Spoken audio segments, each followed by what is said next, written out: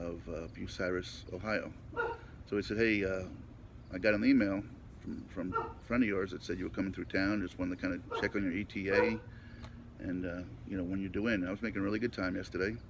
And what happened is one of my earliest and truest supporters of this, who's believed in me from the beginning, reached out. I'm sure he's reached out to a bunch of folks, but said, hey, my buddy Jim's coming through town. Pretty cool story if you're interested. So apparently Steve reached out, got Max, and Max saw the email, um, contacted me, and I said, yeah, I should be in around 3 o'clock or so.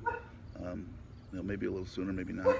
Um, but love to talk to you and chat with you when you get there. So continued walking, and we walked a few more miles, and we were kind of chatting back and forth. And he said, look, if you want, I can come grab you. And at this point, maybe I'm 4 miles outside of Bucyrus, maybe 2 or 4 miles, I don't know. But again, this walk isn't about taking every step. I could have walked those extra 4 miles. Had less time with Max. The story is about the people. Right? The story is about the friendships and the humanity, or the lack of it, that I'm coming across. So I said, well, look, you know what? I have no problem with that. If it's not putting you out, I'll keep walking. And when I see you, I see you. So sure enough, he came out and got me, and he brought me into town. And he didn't have to do that, but what a great little town. Sometimes a town is defined by the people. Sometimes the town defines itself with just regardless of the people. And this town happens to be both. Really cool people, great downtown. With the town, everywhere I went, Ken and Fred at the diner told me, you got to go see this Copper Works. I think the last, I'm going to say probably, coppersmith that's working in America, and you got to see some of these murals. So luckily in the downtown area, they're all very, very close to each other. In fact, the Coppersmith is literally the building behind Max's. So we got in the town, and I was able to dry off my wet clothes and put on some dry clothes, which is always a good feeling. I didn't know I wanted to offer to Max, and he shares an office with a couple of other kind of not-for-profits, not the Better Business Bureau, the Chamber of Commerce rather, and say, look, if you can use me somehow in to help you in your cause, feel free if you want to take some pictures or whatever. So we did some of that, and then Max basically turned me loose. Kind of leave at 4:30, and turned me loose to kind of check out the town, take some pictures, meet some people, and kind of do what I do. So I did that for about an hour. The truth of the matter is I hadn't been sleeping for the last 2 or 3 nights, so I was wiped out, or I slept, but not a lot of hours. And they have a little town square with a fountain and this giant mural, and I just kind of sat down and I was relaxing. At one point I laid on the grass, and this gentleman came up to see me, and, are you okay? So I said, yes, I'm sorry, and I pulled my card out and gave my spiel. But what I thought was neat about that was that, as I told you, sometimes it's a little thing. There have been times where I've been sat on the side of the highway almost looking like I'm passed out. In fact, sometimes I can't even play it up to see if anybody will even pull over just to see if I'm okay. And nothing, they just go racing on by. I'm not blaming them or judging them. But again, this gentleman didn't have to come out in this day and age. You never know what's going on. And asked me if I was okay. And when I told him what I was doing, he said, well, you remember when you write your book about the guy that checked on you, So I smiled. So later on, Max and I hooked up. I went back. I dropped my bag in his office, so I went back to his office, got my stuff, and kind of said about my day. And he thanked me. And but along the way, I guess he had reached out to a few people that he knew, to tell him about my journey, to kind of again spread the word, point the thumb.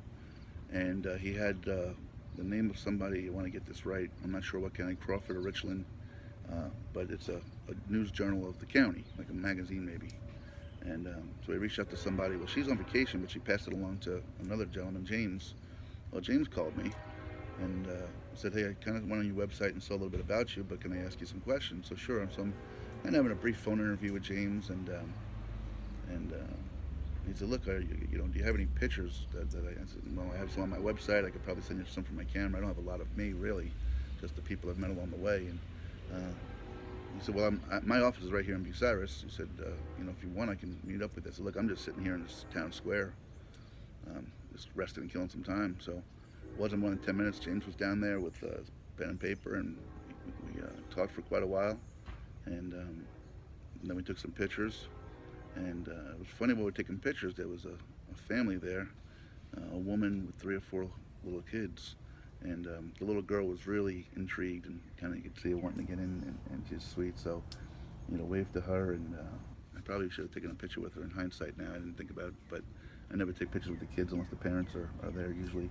Um, so anyway, James left, and I grabbed my bag, and I went and I went and sat down and had a Diet Coke and some water at a little thing called the Bucyrus Diner, and I met some folks there. I met Cody, um, spread my word a little bit, and at some point just before I left, Max said to me, "Hey, just so you know, um, I'm actually a young guy," and he said, I live with my parents, but if I checked with them, and if you don't have a place to stay tonight, you know, stay with us."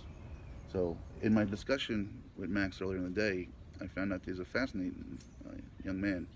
Um, for one, he spent 2 years in the Peace Corps over in Cameroon, teaching like computer science and computer knowledge. I guess I'm not sure what the title is, but you know, and that is, to me, tells of a person's character immensely. To give up yourself for 2 years to go to some, I don't want to say maybe underdeveloped country to help.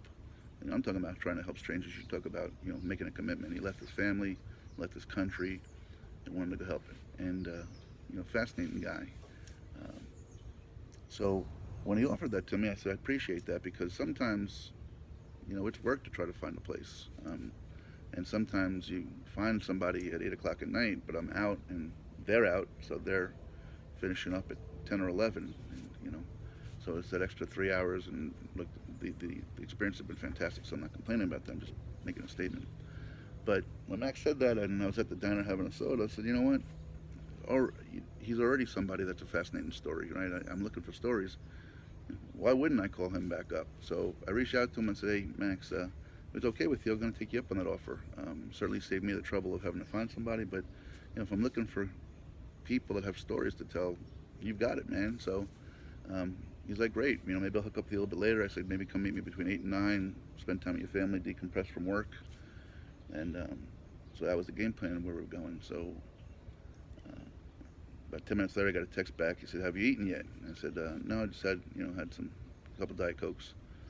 And he said, "Well, my parents and I would like to grab dinner with you and take you out to dinner. So we'll pick you up in 10 minutes. Okay, awesome." So um, they came by, and I met his parents. His mom's Lisa. What is his name? Gary. I was going to say Greg. Gary.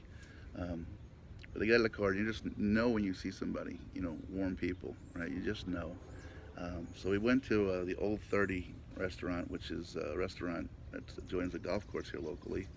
And this city is known as, I think their claim to fame is like the capital of bratwurst, or the world's largest bratwurst makers or something. But certainly, I love a good brat. So um, if you have a chance to have a hot dog, and I love some of the New York hot dogs or bratwurst, it's not even close, guys. Anyway, so we sat down for dinner, and what I found is, um, sometimes people are fantastic um, because of who they are. Sometimes they're fantastic because of how they were brought up, and when I say who they are, I mean their genetics and things like that. And that's the case in this situation, right? Max is a really great guy, and I can talk for much longer than I am now, and I know I'm running long. I don't care. I got a lot to say today, guys. But his parents, just salt of the earth, great people. His mom was a reporter at a local paper, and I think a couple of other things. Loves the print industry, which is dying because millennials don't read the paper typically. They're all so media savvy that's where they get their news. Um, his dad is a postal carrier, but along with being a postal carrier, he's been in a band for many, many years and plays the guitar. Um, and like I said, he comes out, and I don't know his age, and probably close to my age, but got 2 earrings in each ear, and you can tell he was a rocker back in the day. It's just great. So I often ask random questions to start talking with people, and things along those. And I ask a bunch of generic random questions, but the questions I was asking them were just the answers were fantastic. So as a matter of fact, I think his parents are going to a Foo Fighters concert tonight. So again, how many 50-plus-year-olds are going to rock out at Foo Fighters concerts? And the stories that they were telling me, and some of the questions I was asking were just again, I could talk probably for an hour and a half about last night and these folks on here, and I'm trying to cut it short. So again, this is one of those things where the book will tell a lot more detail. But had a great dinner with these folks, and didn't want to impose or anything, but they had one live musician out playing. Said, "Hey, do you want to go out to the deck and listen to some music for a song or two?" Absolutely. I'm here for the ride. You guys are the story. I just love being with these folks, and of course, as much as I'd rather be with my own family, in light of that, it's great to have a situation like this. Um, so we got out to the deck, and as we got a couple beers, Lisa went and sat down at the table, and as I was walking over, there was a table there which had like this raffle coming up. Um, I'm not sure, it's a 50-50 Cleveland Indians tickets and things like that. So I said, what a lark if I fill it out and put it in and win. So I put my raffle thing in the thing, and we go and sit down, and sure enough, after 2 songs, the guy's making his announcements, and the winner for the Cleveland Indians tickets is James Smith. So who knew, right? And you kind of knew. It's one of those dumb things that the minute I filled it out, if I did this at home 1,000 times, I'd never get it. But here in the middle of Ohio, I do it, and sure enough, I win 2 tickets to the Minnesota Twins Cleveland Indians game in August, and it was good because I'm usually the one treating the things and giving, and I haven't been able to. It's been weird when people want to treat me and buy me, and I can't say, let me get this, and I don't have it to do. So it's nice to be able to take those tickets and say, hey Max, thanks for everything today, and enjoy the game, kind of thing. So, you good, sir? You're out? I'm doing good. Oh goodness, thank you, sir. I really appreciate it. Thank you, Gary. So Gary's heading into work right now. Terrific guy, and so anyway, I won these Cleveland Indians tickets. Was able to give it back to Max, and we wrapped up and headed back to their home, and set me up and got a nice shower and did some washing. One of the other messages I got during that time was from a woman, Kathy, and she's like, hey, you're welcome. I got a place here in town to stay, and you're welcome.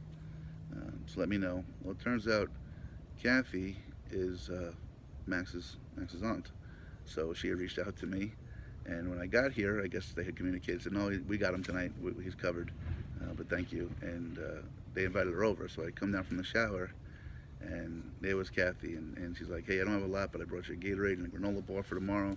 And but we talked a little bit, and we actually talked about some business stuff and the point of thumb mantra and how it applies in her job, and how I would have handled things as a manager when I was a manager just 5 or 6 short weeks ago, running a facility, and that's probably a lesson in itself. And it was one of those things where when you have a group of people in corporate America, you have to treat everybody equally, and when you don't, it raises eyebrows and gets other people,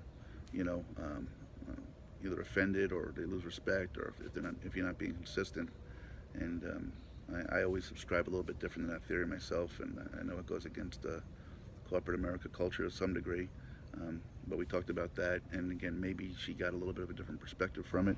Maybe I learned from her and got a little different perspective, and that's what a dialogue does. If I was trying to browbeat her and tell her, here's why this happened, or if she was telling me, no, you're wrong, this is the way it went down, I wasn't there. All she can do is ask my opinion. I can give it, and we had a dialogue, and it was nice. But she came by, a very sweet woman, and said goodbye to her, and went upstairs to talk to the kids and head off to bed.